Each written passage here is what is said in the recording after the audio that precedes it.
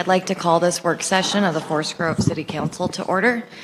You know, if ICE is contending that a judicial warrant is not needed and an administrative warrant is fine, and they show up at city offices, what are we following? Are we following judicial precedent in the Constitution, or are we bound to what internal memos at ICE now say? So we would probably ask to see the warrant first. If they don't produce one, we would probably object, but we wouldn't interfere at this point. We would document. Again, the goal would be is to accumulate enough information and follow suit with a lot of other cities filing lawsuits against the federal government. So we would not stop ICE agents from entering private, what we now have marked as non-public internal rooms within the city. We would not stop them from entering the premises if they produced an administrative warrant. I think we could seek some additional legal clarification about that, but our understanding is that the internal memo essentially was ICE authorizing themselves to enter into these areas. That's what an administrative warrant is, as opposed to a judicial warrant. I think some of the considerations we'd have to keep in mind is, what is the situation? What's the context? Is there safety, employee safety involved? And what the specific request of the ICE officer is. It's kind of an uncharted area because the legal precedent has always been a judicial warrant, and all of the training that we had previously was to ask for or ask to produce a judicial warrant, and that an administrative warrant was not sufficient. And now ICE has come out with this memo, and so I think we need to seek some additional clarification. But it's we have to consider our employee safety, but also consider the situation. Correct me if I'm wrong, Henry, but what I hear you say is you're delineating the legal question from the situation. That the situation, to avoid a fatal incident, you would collect information and pass it on to through the legal process. But in this situation, you would not cause a lethal action, especially in a public building when there's other people around. That would be correct. And I agree with that. I think it's important to delineate that, and that withstanding our codification, that I would want you to do what was in the public safety interest and collect the information and let the attorneys work out the rest. Councilor Schimmel. So it's You're been trying to move real quickly there, sir. Our district attorney has been promising this protocol for months. Is there any timeline where we're going to see that? No. To be upfront and honest, we're working on it. He's working on it. I actually had some conversations with Kevin Barton today.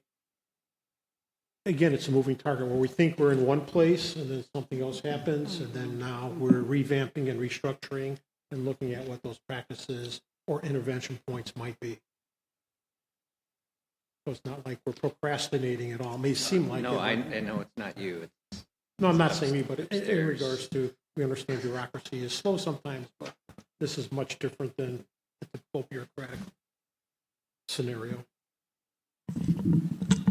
But I just want to piggyback on an important point Councilor Gustafson was bringing up, is that this is like the pandemic in that it's going to be protracted.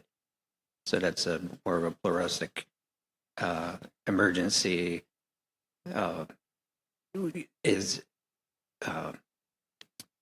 might resemble the same question of if it's a multi-year, what's that burden on the emergency management system and your staff and your ability to sustain other city service, meeting the needs of our city beyond just the immigration piece? Right now, there's no burden. I mean, there's been no request to open the EOC and no directive really. There isn't an incident to respond to right now as far as fire is concerned, and I don't see a burden. Just- Go ahead, Counselor Schimmel. I think you raise a critical gap is data.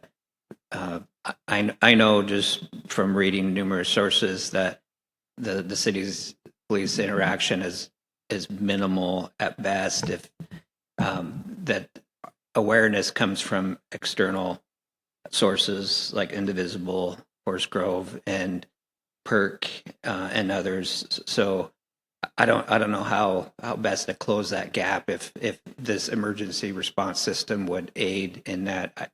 I'd much prefer a statewide emergency to activate a whole apparatus that would help improve the data provision, but the absence of data is a real inhibitor for us making good policy. And I understand, and Councilor Falconer might be a better one to answer the idea of data from residential or external groups being accepted as evidence for litigation. But I know there's there's some distinction between a public, a municipal source versus public source. I don't know.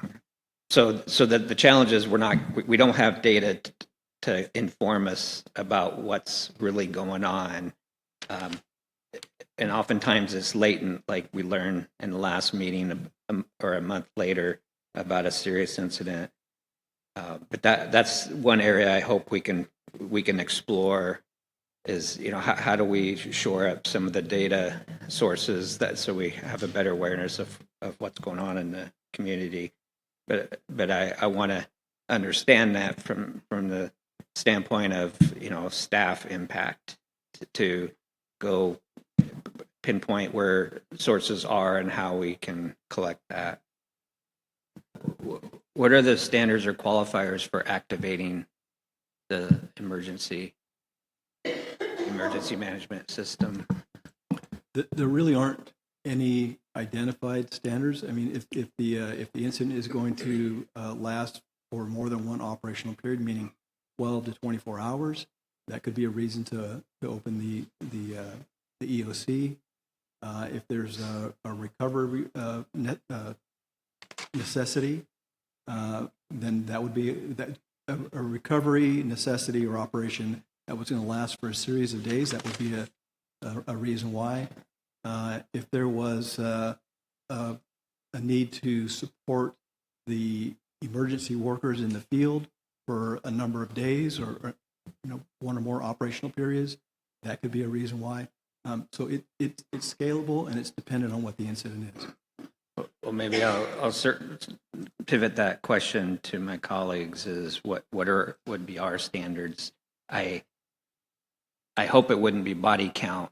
That it would be at least readiness to activate.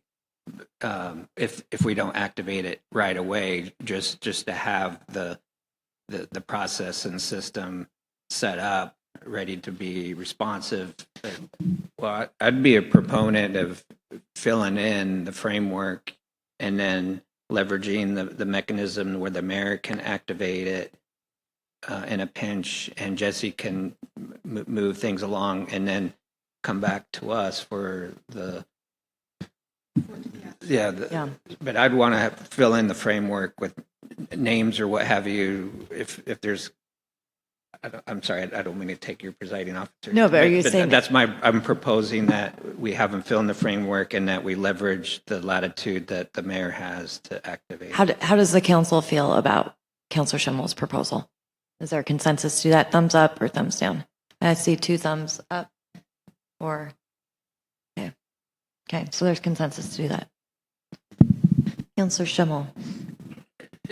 Yeah, the urgency is just a supplement to Councilor Falconer's suggestion about to establish some standards for enforceable action that that we lean into our legislative leaders on.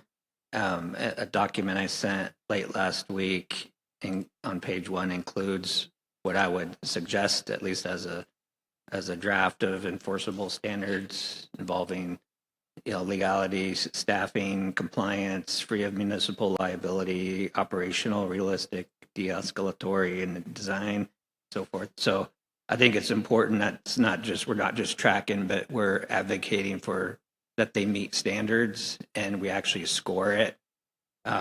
Because the consequence of not doing that is unfunded mandates that actually put our community in more peril. I would still ask if you want to look through that document to look at the enforceability standards suggested. The thing that concerns me when our language suggests merely that the police is authorized to do something is that there's no practical way for our current police force to even be present. The timeframes when ICE is most active is when we have 3 officers on deck. It's just an impractical practical ask. What we need from the state or county are tactical resources or specialized units to be responsive to a very unique need.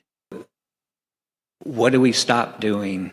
What staff gets diverted to law enforcement to be in a practical way of doing that? Again, we have 3 officers on duty when ICE is active. And I've done a drive along. I see where they have they're not only out on their car, they have to come back and generate reports. And if we have to divert resources away from the 60 calls a day, people die by other means. Mm-hmm. So there's just no practical way. We need additional resources. If we have to do it within our means, then the question for us is, what do we stop doing? Do we shut down the Parks and Rec to shift the financial resource over? Those are the tough questions I think we got to get into if we imagine that there's any chance of it. I can't be concerned what Henry's authorized to do if he can't practically do it, and we signal to the community that we're doing something in no practical way. And I'm offering suggestions on what that is. It's a tandem thing.